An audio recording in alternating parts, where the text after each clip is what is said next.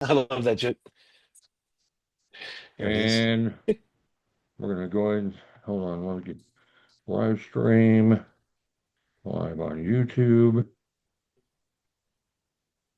Let me get this going.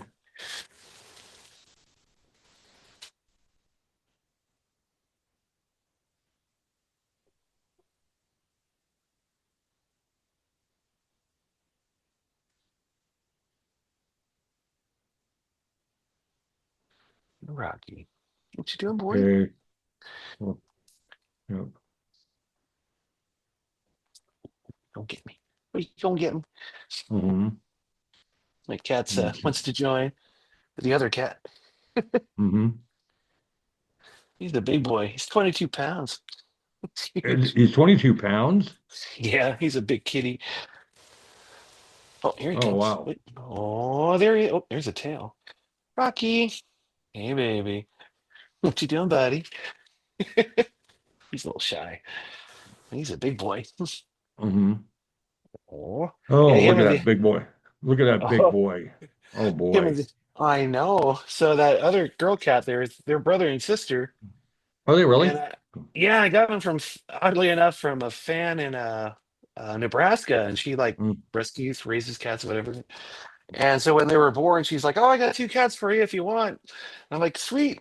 And apparently, when Rocky came out, they thought three cats were born at once, but it was Mm-hmm. just him. Oh wow. Wow. So Okay. she's normal size. Yeah, I had to meet him halfway from Denver to Nebraska, and in Mm. it felt like a drug deal because I had like two cat carriers and they had cat carriers, and Right. we met in a parking lot of a truck stop. I'm like, this seems Mm. sketchy. But it all worked out for the best, didn't it? Oh no, yeah, Yeah. everybody. Oh, his paws are Okay. bigger than my old dog's. He's got For this, murder mittens. Jim, allow me to say thank you for being a part of this. You were one of the first people I thought of when it came to getting this started and getting this book started. And one of the things I wanted to get started with you. Your early stage antics. We met in '98, and Mhm. Moore was more active before that. And if I'm not mistaken, some of your early shows you came out of a coffin and other theatrics. Tell us about it. Oh, we still have that coffin. In fact, that's going to make an appearance here on the day after Halloween in 3 weeks. We're playing here, but yeah, it's been in my basement forever. Um, Yeah, I forget where he came up with the idea. We're like, let's have a coffin. And originally, like at the Gothic or the Bluebird, they kind of had people in big robes and they Mm, carried me out in it and then right. put it down. But then it's like awkward to get out of. Plus, when that lid closes, man, you run out of air fast. I'm like lifting the lid. I'm going, Mm. and then the stage manager pushes it back down, thinking something's going wrong. I'm like, no, no, no, I'm dying in here. No, didn't you do that at Iliff Park? Oh yeah, yeah, we did it a bunch. We did it at Fiddler's Green. We did with Seraphim Shock. What we Hmm. did was we Wizard. He's our one of our best uh, roadies slash Mm. makes everything. So he's the one who actually built that coffin from scratch. And then so we drilled out a um, the pentagram like on our logo into it. Hmm. Two reasons. One, you can breathe through it, but then we started putting fog through the back, and I'd be breathing through a hose because otherwise, Hmm. I'll die. And then fog comes out, and there's lights, and then I kick the door open, and when I come out, it looks like I appear out of nowhere. It's like a magic trick. Hmm. One funny story though is that Fiddler's Green show. So we're Hmm. in there, and so they start the fog. The intro music's about to go, and then Willie B. Hung comes running out. He goes, "Oh," and he wanted to make a bunch of announcements. So I'm in there going, okay, breathing through this tube, and then I accidentally breathe in through my nose, and then it's like, Oh, oh, and then come back out, but I can't because the fog just going in and out. And my thought was, I'm gonna die in here, and my dead body's gonna pop out right on cue. oh God. Oh I got God. through it. And I've been there going, can't breathe, can't breathe. Ugh. Wow. But it all That's worked out great. It was a fun show. okay. I've been asking bands about the origins of their names. Was more a conscientious decision, or was it something you're like, everyone thought, okay, this is simple enough? What's the story behind it?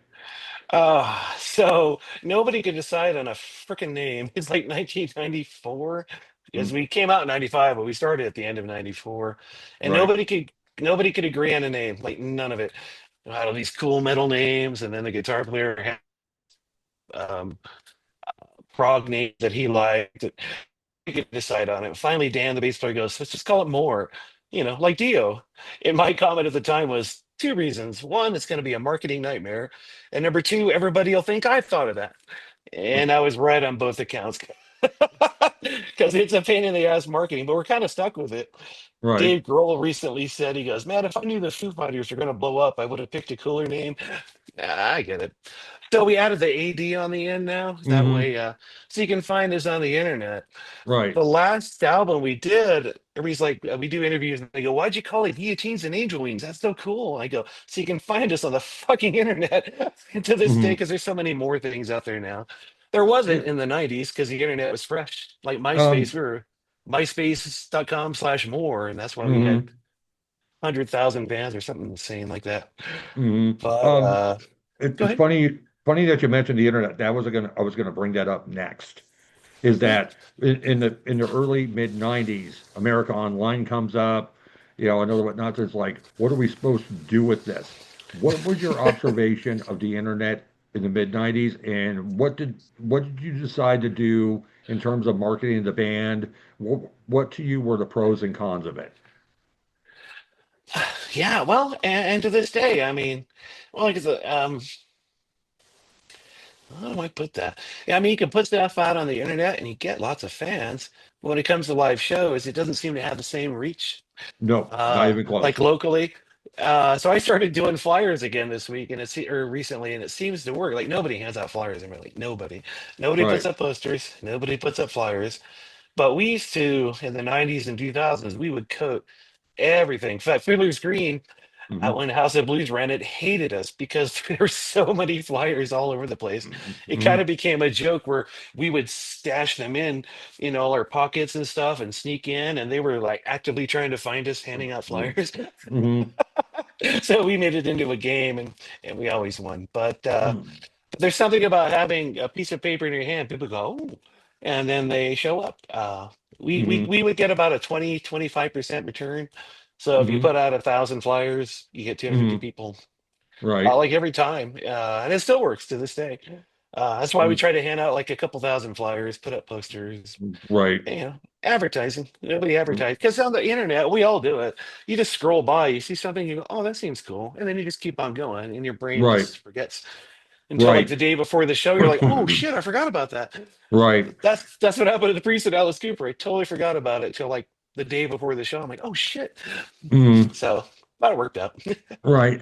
Well, the thing about, this era that we were in, we were one of the first generations to experience the internet in its infancy, but we were the last generation to perform live before social media and camera phones changed our culture and the experience for better or for worse. Yeah. And I think that's important to document. That's true. I know lots of people complain. Everybody records it all, and I'm like, yeah.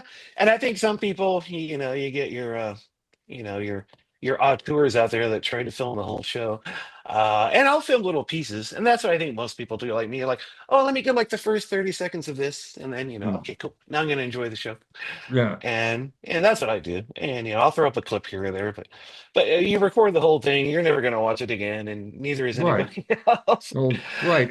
It's almost like, what's the purpose of doing that in the first place?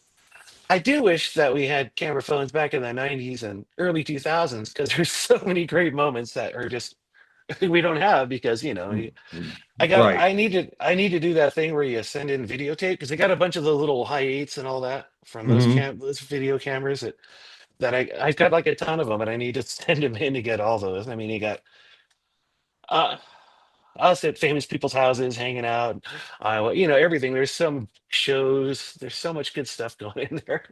And it would Right. be fun to bring that back out. But Right. on the other good hand, in the 90s, all of our bad behavior, like, there's no documentation. So that's a good thing. But I was going to say, you're like, there was a lot of, Can't cancel out of, me. No, I'm kidding. I'm kidding. out of all the clubs, like in the burbs, which club did you frequent the most? I would like to think it was Iliff Park. Iliff Park? Is that where you went to the most? Oh, actually, Bangles. I mean, Ba- Bangles and all its iterations.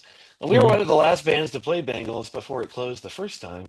Right. And Sammy Mai, man, we had so many big shows there. I mean, like big sold out shows all the time. That's when our stage show was like, whoa. Hmm. And we were Right. doing the, the Bluebird and all that. One of my favorite Bangles stories, and it was, I think, that last show.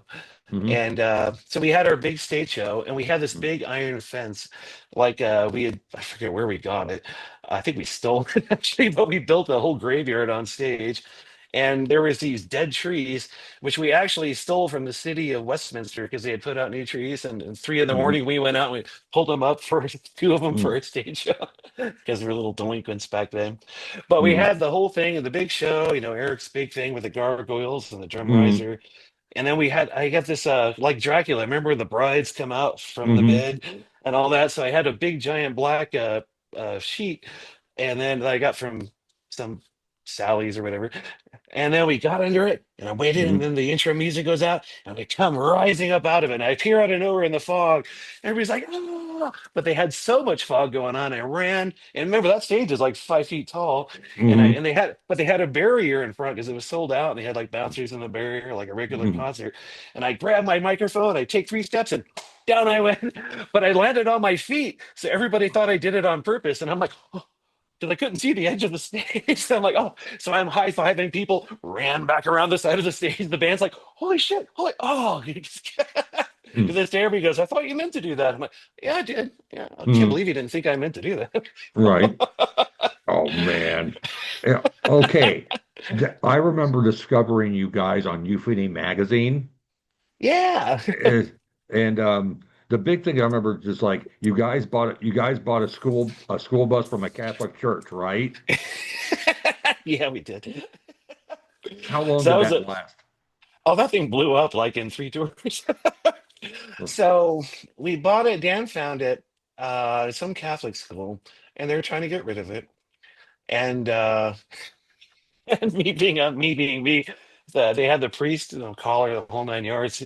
So he's Hmm. showing us the bus, and I'm like, I laugh now, but it was funny at the time. Well, it's still funny. But I come running up. I'm like, so is this a girls' Catholic school? He's like, well, yeah, it is. I'm like, oh. So I run up, like, oh, blonde. Ooh, oh, redhead. Nice. We'll take it. And the Catholic priest is like, oh my God. And Dan's like, oh my God. That filter that people have? Hmm. I really don't have. Unless I'm at work, then I haven't. But in the rest of the world, I'm as Right. surprised by what comes out of my mouth as anybody else. And it's fun that way. Right. Right. Oh wow. Wow. Okay. Did you take that to like Fort Collins shows, Colorado Springs shows? We Yeah. took it to Albuquerque, Hmm. Salt Lake City. Salt Lake City show is funny because we pull up to this place, and it was us and Piston. So they booked Hmm. us in, and then they also booked in Piston. Hmm. So we roll up, and I can't remember the name of the venue, but the address was 666 State Avenue, Oh which we wow. didn't know. I pull up, I'm like, oh, that's perfect. And Piston was playing, and we set up all our stuff. We had our big stage show, and we go back to the hotel room, and then we get a call on the hotel phone, mind you. And it's like, Hmm. oh, and it was a manager for Piston just going, you guys got to get up here and strike your drums and blah, blah, blah, blah. You got to move everything out of the way, blah, blah, blah. We're national act, blah, blah, blah. And I'm like, dude, we're on tour as well, dude. We're not from here. Because he started raving about local bands and all that. I Hmm. go, actually, we're from Denver, dude. We're out here on tour. He's like, oh, well, never mind then. And then half an hour later, who was the drummer for Typo Negative? Johnny? He was filling in for them on their Hmm. tour because they're really good friends. And apparently their original drummer came down with leukemia. So he filled Oh in. wow.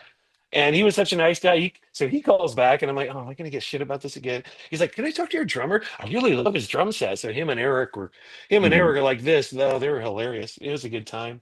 Right. And that was a fun show. It was a really fun show. There's a strip club Hmm. story in there. Leave out. Oh, why Or we maybe not. I don't know. no.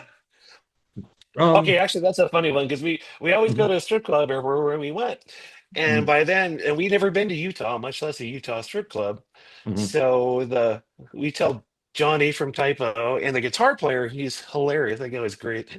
I can't remember his name either. It's been so long. And Johnny's like, "Oh, I'm getting married in 3 weeks. I can't go to that." I'm like, "Oh, come on, dude. We'll make it your bachelor party." He's like, "No, Mm, no, no." He's a sweet guy. He's very nice. mm, And the guitar player, he's like, "Fuck yeah, I'll go with you guys." So he climbs on the bus, and we go to the strip club. And we had our road manager at the time, because we're all decked out in leather and makeup and the whole mm, 9 yards. And he walks in front to kind of, is it okay if this band comes in here? And they're like, "Yeah, sure." So we go in. The weird thing about Utah is you can't drink at a 21 place, and they're all clubs, private clubs, and you have to mm, be a member. So if you're from out of state or whatever like us, they have somebody sponsor you, and the sponsor is the 78-year-old lady who's like taking tickets at the door, and you sign a little card, so it's like grandma from an Adam Sandler movie. mm, And they shuffle us to the back. And the weird thing about a strip club in Utah is they don't take their clothes off on stage. So the girl comes out, she's wearing a little outfit, and there's like a what do you call it? Like a banister in between you and the stage, and there's a good 4 or 5 feet between you and the actual stage, right? And you put your drinks on there. Girl comes out, then she dances around, then she goes behind the curtain and comes back out with pasties on and like a G-string. And we're like, well, that's not even naughty. That's so weird. But they can't touch you in any way, shape, or form. So you put your little dollar bills or whatever on the banister. And mm. at the end, they come around and pick them up. So she comes around and she's like, going, "Are you guys in a band?" And the guitar player from Piston goes, "Yeah, we're Megadeth." She's like, "Oh my God, are you?" We're like, Oh "Oh God. God." She ends up sitting on his lap and almost gets fired. They got so mad at her because she was like touching a customer. Right, Yeah, Utah strip clubs, man. But it makes for a great story. right.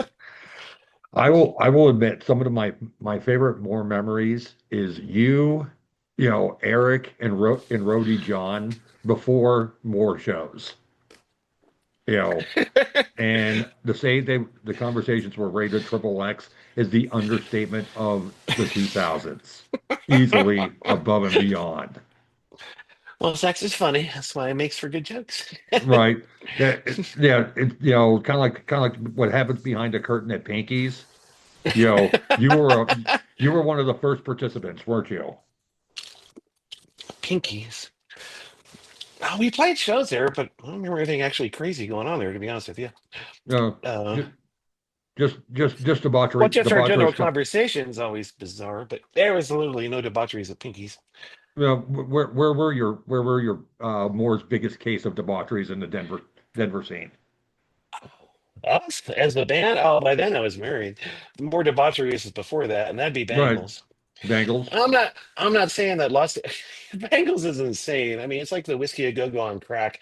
That place is amazing. Yeah, I mean, if Ozzy Osbourne comes, a whole band, any band, no matter where, McNichols Hmm. Arena, that's where they'd end up. And I've seen lots of people, strippers, having sex with famous rock stars on the second floor. And I'm not, but they're amateurs. The third floor, there's like a balcony thing on the third level. That's where you have good semi-anonymous sex, and you can still watch the band while you're doing it. Not saying I ever did that a few times in the early '90s, but shit happens, man. Hmm. Hmm. Hmm. Hmm. People have needs, man, and I Right, always work best with an audience. So right. Okay. Um, you were one of the first bands that got killed by Maris the Great. yes, that was so much fun. Okay. I don't know about the first, but we were right up front. Yeah, Yeah, yeah. It's like you were like in the first 10 if I recall right. Now, if was you it? Oh, remember, okay, okay, if you remember right, Maris introduced himself on the E list, and this was like in 2000. And okay. I met him. The first time I met him in person was it was like a music association's meeting at the Soiled Dove.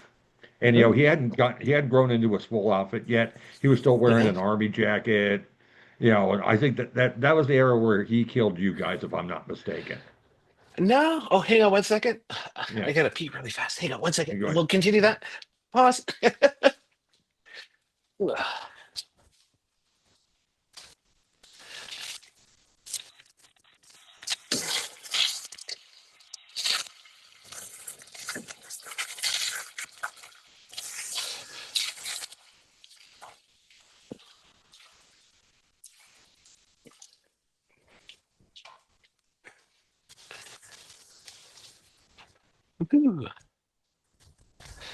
Sorry about that. I worked out right Uh, before this. You drink right, so much water. I'm like, oof. right. So yeah, when I first met Maris was at a Bluebird show, one we have on video actually, and that was Mm, like '97, I want to say. And this is before his Maris thing. He had a big pink mohawk, and we right. had talked before and after the show, and he's just awesome. He's such a nice guy. And that was a show where at the end of our show, we're doing a big, Mm, and then some girls in the front, she does a bunch of backflips across the stage, just some random person in the things. I got it on VHS. It's a great thing, but that's the first time I met him. The first time I saw his shtick was at Iliff Park Saloon, which was mm, our home bar. I mean, that's where we were playing because there was nowhere, bars didn't have original bands. So we right. kind of talked Iliff Park into getting original bands on a Tuesday. Hmm. And that's a funny story too. So no, I had a Macintosh and nobody was doing their own graphics. People were still cutting out, you know, magazine letters like a manifesto. Hmm. And but I got this Mac set up and we're doing our own posters. So we had these, and then we would get to Kinko's and he used their blueprint uh uh printer for that. So we made these huge ass posters and we had them up at Iliff. So everybody thought we were a national act, even though our picture is right on it. It's like, oh, look, it's Hmm. Jim, it's George. Hmm. But I remember Guild of Ages, Danny's like going before the show, he's like going, I thought you guys were a national act. I've been pumping you guys for a month. I'm like, oh, thank you. Which is awesome. It was sold out. And it was an amazing show. But but I digress. So anyways, I went to Iliff one night and then there's a band playing. And then Maris comes up, and it was kind of you're right, it wasn't his full shtick at the time. No, Um, he was and growing into it. yeah, and he had like a minister kind of guy who came up with a picture of a vagina. And he's like, Hmm. oh, and Maris is like, oh, and I'm like dying laughing because I knew him, but I didn't know what it was going on. But I saw Maris, I go, oh, this is awesome. It's like, LA, avant-garde kind of theater thing. So they ran outside and I ran. I'm like, dude, that was amazing. And it was so much fun. And then when he killed us, he did the whole the vampire thing. He had the whole Hmm. vampire story and all that. So we went to uh, uh oh, where we did that. Did we go to? I think it was just out in the field, to be honest with you, with him chasing Hmm. us and all that. And we're totally, and they did, blood so covered in that. Carol blood is so sticky. It took me Hmm. forever to get it out of my leather. Dan and Eric decided to ride their motorcycles, and it's like late October, early November, so it's cold as hell. And I remember I was driving home, and I'm in my car, and I went to McDonald's, and when I pulled up to the window, and they hand me the food, and I'm like covered in blood, and they're like, "Oh my God," because it looks all real, He's like, "Oh my Hmm. God, are you okay?" I'm like, "No, it's cool. It's not my blood." And then I drive off. I'm not sure they probably called the cops by then, but I'm like, Hmm. "I'm out of here."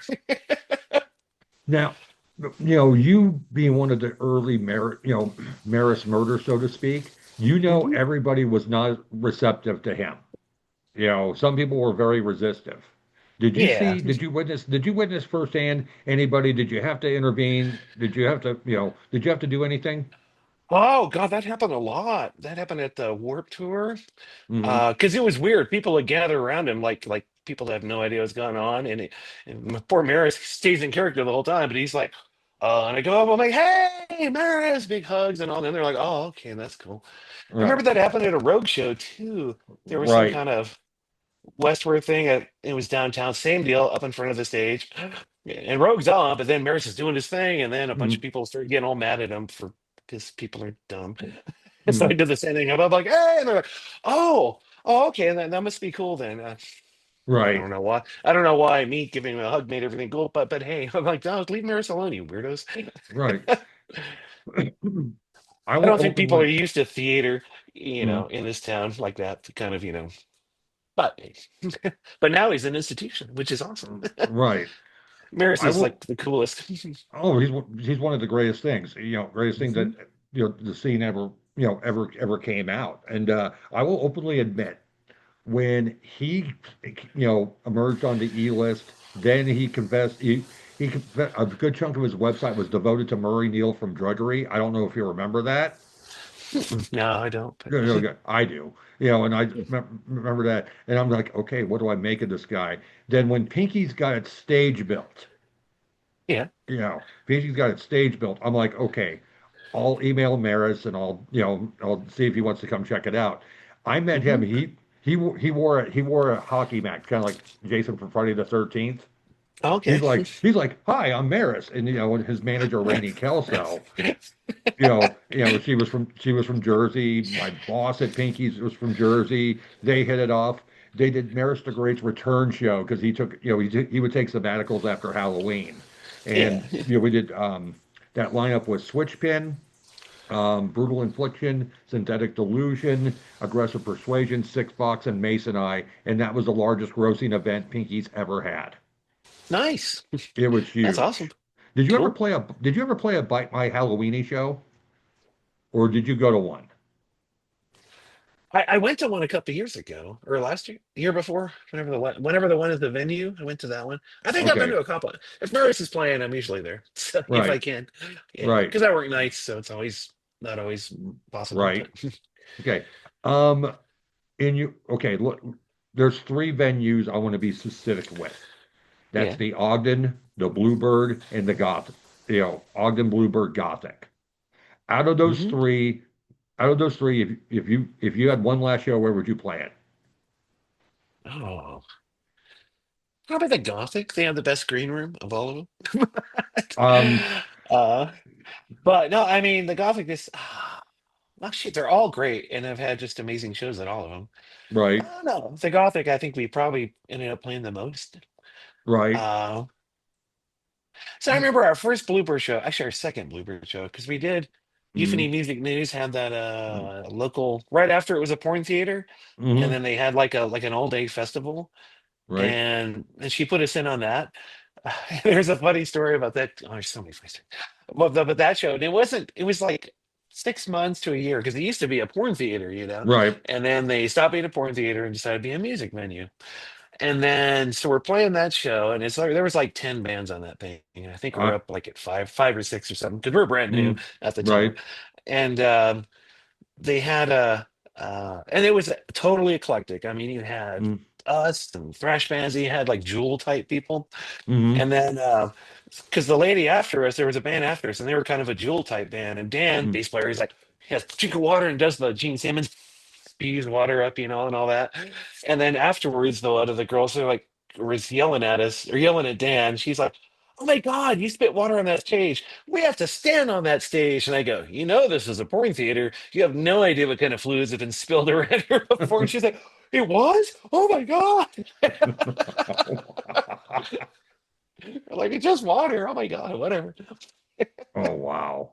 Um, But out but of no, that was a good show. But the first time we played the show, and mm, were we the headliner or we were second up? Anyway, the first time for a nighttime regular Saturday show, because then they mm, decided they liked us. And I mm-hmm, was sitting in the t-shirt booth, and Jim Norris didn't know us. Before the show, they were doing original band nights, and they're doing a bunch of them. And so before the show, Jim Norris, very serious, gets up mm-hmm, there, and I love this guy, but this is what makes this story funny. And he's doing this big, laying down the law: don't do this, don't do that, don't do this, do that. Because mm-hmm, local bands, a lot of them think, "Ooh, we're rock stars, we do whatever we want," and just being mm-hmm, jerks. So he's trying to preempt that and all that. So I'm sitting there, we're listening very seriously, and finally at the end he goes, "So does anybody have any questions?" And my hand goes up, and then Dan, the bass player, and Eric are like, "Oh God." He's like, "Yes." And I go, "So if a train leaves Los Angeles going 72 miles an hour and another train," and then Dan goes, "No story problems." So at the point, Jim really didn't like us at that mm-hmm, point. So I'm sitting in the t-shirt booth, and he's sitting across the thing, and they're kind of giving us shit. And I'm like, "Whatever, whatever." And he's just kind of being a jerk. And I don't blame him because he thought I was being a jerk. But then halfway through the show, he always had a musical instrumental number in the middle. And I'm standing, kind of on the edge of the stage in the back, and he comes running up. He goes, "I'm so sorry I was being a jerk to you guys. I just thought you guys were going to suck, but this is amazing. We got to get more shows. We need a light guy. We need to coordinate, blah, blah, blah." We've been great friends ever since.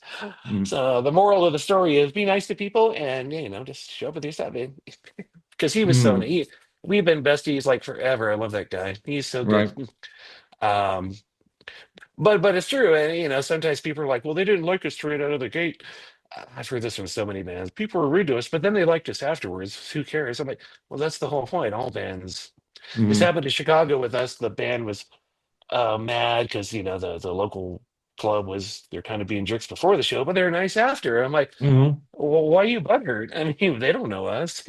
They mm-hmm. just I go, I think it's a huge compliment. They expect the worst and receive the best. So that's awesome. Right. But I see it happen a lot.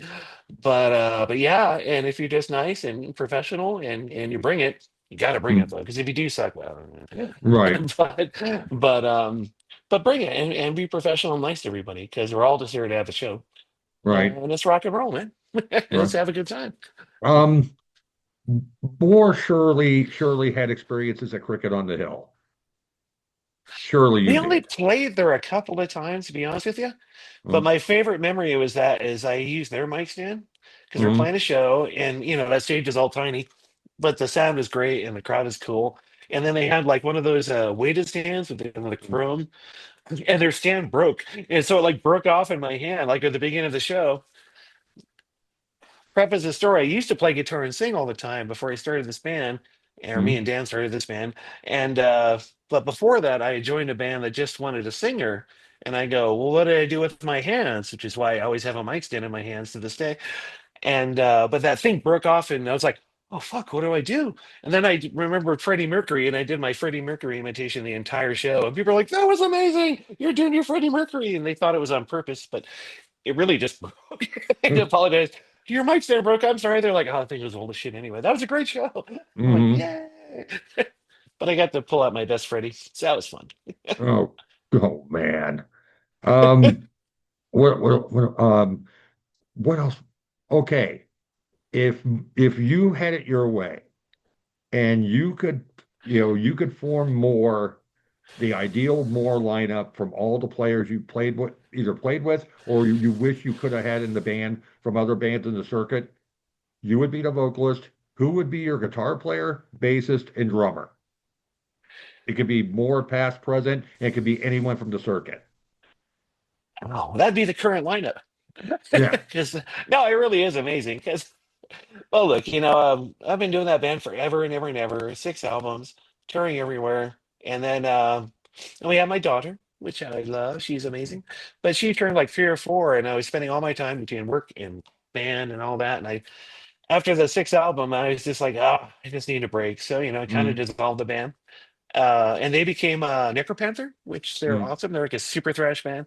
They always mm, had the super thrash stuff, so check them out. mm, And then I just kind of retired. And I remember these magazines and friends from Germany would like email me like clockwork, go, out of retirement yet? I'm like, no. Out of retirement? No. And then 2 years ago, because I got divorced, and I'm like, ooh, it's time to start the band up again. And they're mm, like, you out of retirement? I'm like, yes. And they're like, oh. So we're working on album number 7 because it's what we do. mm, mm, But yeah, no. So I put together a basic super group. You got Shane Del Rey, mm, Michael Nelson, mm, and we got Pete. Amazing bass players, Pete from Sin on Six. Everybody is like top of their craft in the band, and it's amazing. It's so good. So right. we're playing in 2 weeks, 2.5 weeks. Cool. So Cool.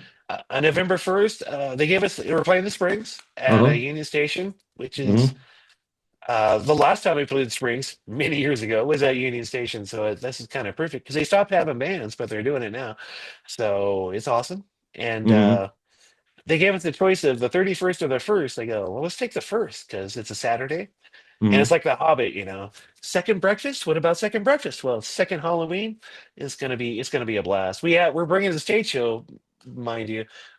We have a whole bunch of new stage show tricks. It's gonna be huge. mm, And it's so funny, stage show is so important. We used to bring it all the time. And I remember the mm, theaters were like, you're bringing the stage show, right? I'm like, well, of course, it's the theater show. And then that kind of fell by the wayside. But the more stage show you do, the more people love it. mm, Uh, I mean, like for real, because it's part of the fun. mm, I mean, I saw In This Moment on Sunday, and they're great, and they're all stage show. A little bit mm, too much stage show. It needed to be a little more rock and roll, if you ask me. But it was a great show. I mean, it was killer. right. But My question for you regarding um live music and how it's evolved and you're still with it. What do you think is going to come of live music in the year 2100? We're all going to be gone, but where do you see it? No, sorry, it's Star Wars too. I don't know. I mean, I don't think it'll ever go away. I mean, think of it now. You got the internet. You can stream watch anything at home. Hell, you can do VR if you want, and Mm-hmm. people go to live shows because there's something communal, something primal about live shows. You get Right. together with 6,000, 20,000 of your people that all think alike, and everybody Mm-hmm. loves it. You know Right. what I mean? People still do it forever. Right. Rock shows won't die. You think, oh, well, rock's dead now, but fuck no. You got all these shows. I mean, Mm-hmm. I didn't know the opening bands from In This Moment. It's not even particularly my genre, but they're great bands.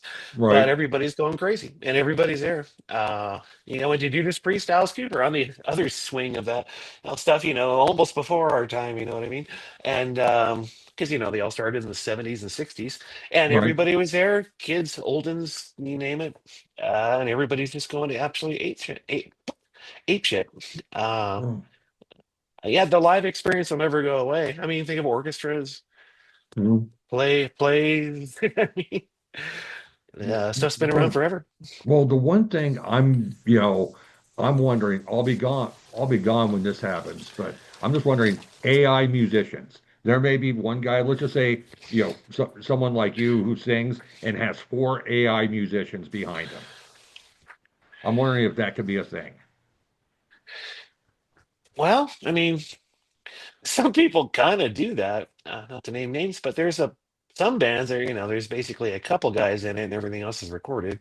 And we've all seen it, and it's cool and all, but it'll never be totally AI because Right. well, it'd be.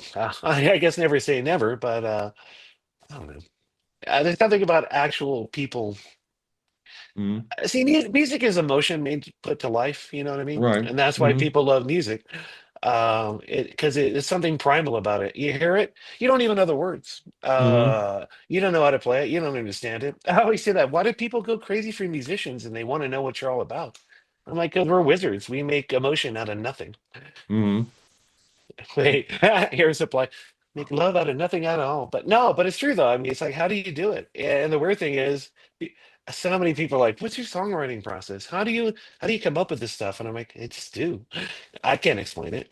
They Hmm. go, "Well, what's your technique then?" Because some people have I wake up in the morning and I do this and I do that, and I'm like, I don't know. It's all inspiration. Right. Yeah, it's like people go, "Oh, then I hit writers, then I get writer's block, and then it goes away." But it's Right. all inspiration. That's Oh, why I insist on writing all my own lyrics and doing my own melodies because I got to believe exactly what I'm doing. right. You know what I mean? And if I Right. don't believe it, then nobody else is either. Right. But yeah. Writing music is a weird thing where you have to expose yourself to the world and then do it all over again.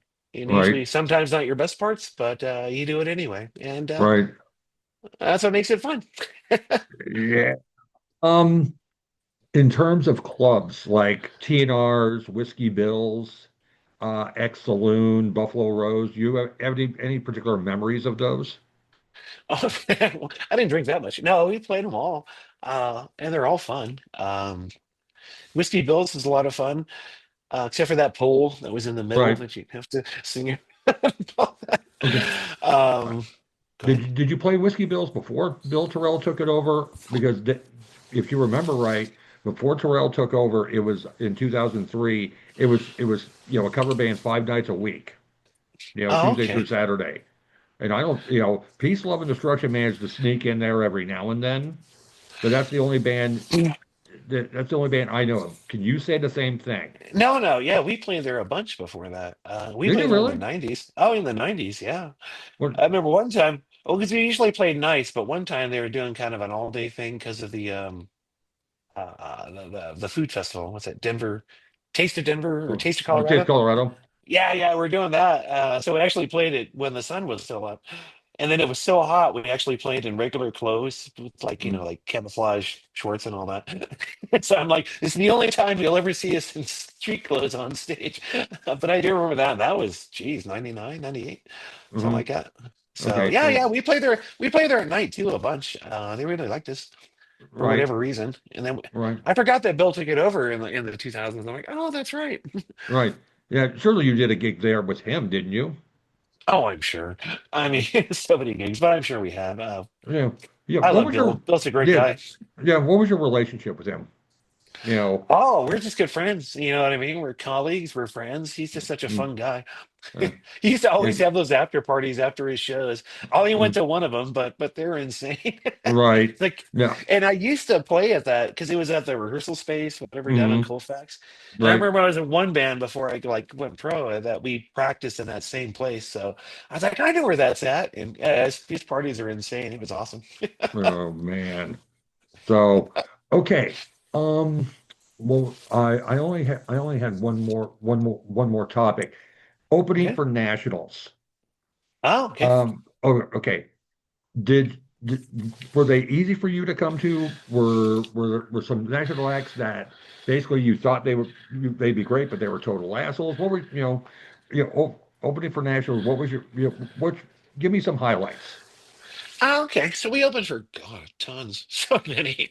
Um, and some were hit and misses. The bands are always fine. The bands are always great. Remember we opened for Dope. We Mm-hmm. opened in Denver and in the Springs, and that was kind of a crazy one. So it was at the Bluebird, and at the time the Bluebird. This is when we first started playing the Bluebird, and the time the Bluebird thought, well, no, none of the kids are going to want to see you guys because you play old school music, right? Mm-hmm. So they had and that was the Denver made them separate kids and adults, Mm-hmm. and like there's none of the X stuff. They had to be physically separated. So it was upstairs either adults or downstairs kids. So Right. upstairs was kids, and then so we played our show and we got shorted on that show because whatever opening band in front of us ran long, so we got Mm-hmm. shorted on the time by Mm-hmm. like a bunch. And the guys from Dope really liked us, and their manager really loved us, and we were playing with them in the Springs that next night at what's now Stargazers. Mm-hmm. So they're like, and we were like third on the bill, Mm-hmm. with a band in between them. And they go, and their manager that night goes, man, you guys got fucked, and we love you guys. You guys are awesome. We're gonna make it up to you tomorrow in the Springs, and you guys are in front of us. We're like, all right, cool. So fast forward on that one, we're down here in the Springs, and we go in there, and we're setting up to do our sound check. And whatever band was supposed to be in between us, they got bumped to third. Mm-hmm. The dude was just pissed. So the singer was just pissed, and he's all because we come walking in with our stuff, and he's just walking out screaming, going, "Oh, we're gonna sue Dope, and we're gonna sue Nobody in Particular Presents, and we're gonna sue more. Fuck you guys!" And we're like, okay, all over a half an hour bump. So the funny thing is, we're standing on stage, right, and we're Mm-hmm. doing a little sound check, and these light guys come around. They have these huge lasers and this huge light show, and they're like, "Is it okay if we put our lights here?" And we're like, "Yeah, put your lights wherever you want, man. We'll work around it. I don't care." Because there was a rave happening, like the show Mm-hmm. ends, and then there was a rave till 4 in the morning there. So we thought nothing of it, and they're like, "Oh, thanks, you guys are nice." We're like, "We're just playing, man. It's all good." And then so we go to fire up our show, and it was $150,000 light show that they ran for us. They had the most incredible lasers, the most insane McNichols Arena light show you've ever seen in your life for us. We go to American Vampire, they were on it because we practiced, we rehearsed with that. Mm-hmm. Big American flag and then background projected, lasers going everywhere. People are like, "You guys have the best light show I've ever seen." We're like, "I wish it was ours, but thank you." So once again, it pays to be nice and to everybody Right. because we're all Right. just here to do a show. No, Right. no, no room for rock stars. It's like Right. you're a Okay. rock star on Cool. stage, and afterwards, just be yourself, and before, just be yourself. Right. Yeah, Right. we're all professionals. Right. Right. Right. So, I'm gonna we're one more topic, last one honest. Euphony Hmm. music news, Yeah. print media. What were your experiences with Bonavita Burger? And did you ever get interviewed on Throw Culture magazine? Yes, yes, for both. Okay. So we got an interview at Throw Culture just once. Right. I forget which it was, and I was like, "Oh, cool." No, they're very nice because they're a little more thrash oriented, Yeah. and we're Mm. we're a little we're thrash light. You know what Right. I mean? We're kind of like pop thrash. Hmm. Ooh, there's a pop thrash. I can remember that. People ask, "What are you?" I'm like, "Well, I got pop sensibilities, but my guitar wants to be thrash." Mm. So yeah. Anyway, but Euphony Music News. Oh yeah, she put us on the cover. Okay, that's a funny story too. So the Mm. cover of Euphony Music Magazine, we got it, and that was when Dan Aiken, the bass player, and then Dan Mm. Singer, the keyboard player, he replaced George when George moved to Vegas, and so we got on the bus going to Salt Lake City, And then this is 1998, I want to say. Mm-hmm.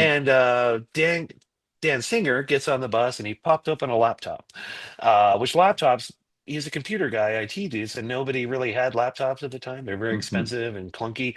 And they were both Daniel or both Danny, I'm sorry. Neither one wanted to be Dan or Mm-hmm. Daniel. They both had to be Danny. So Mm-hmm. fine, he gets on the bus and we've been debating. I go, well, one of you has got to pick a fucking name because it can't both be Daniel, right? So he gets down, he sits down, he pops it with his laptop, and I go, laptop, that's your nickname. And it stuck to him like glue. And then Euphony Music News 6 months later comes out and it says, more Jim, Danny, Robert, Eric, and Laptop on the cover. He was mortified. He's so pissed. To this day, I'm the only guy that can call him Laptop. He doesn't get mad at. But I Right. love Danny. Danny's amazing. He's an amazing guy. He's done amazing things. But Mm-hmm. yeah, boy, he hated that nickname.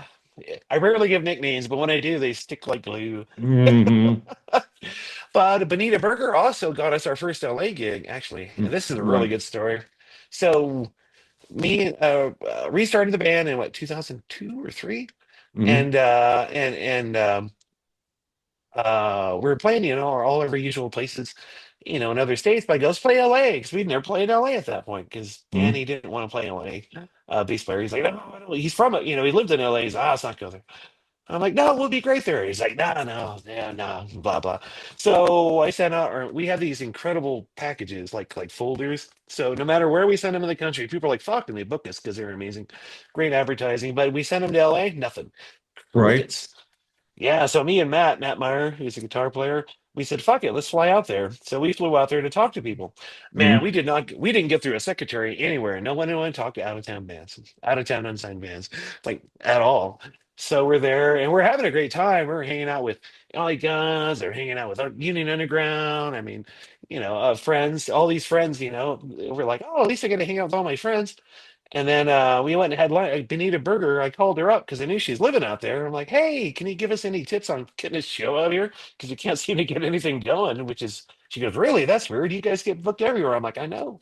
So we went and had lunch with her. And then she goes, I work, and she's working like a chemistry place, like I don't know, like drug testing or some kind of chemistry shop or, lab. And she goes, I work with Macaulay Culkin. I'm like, let me give him his number and give him a call. Maybe he can help you. I'm like, Macaulay, like MSG Macaulay Culkin? Or not Macaulay Culkin. I'm so sorry.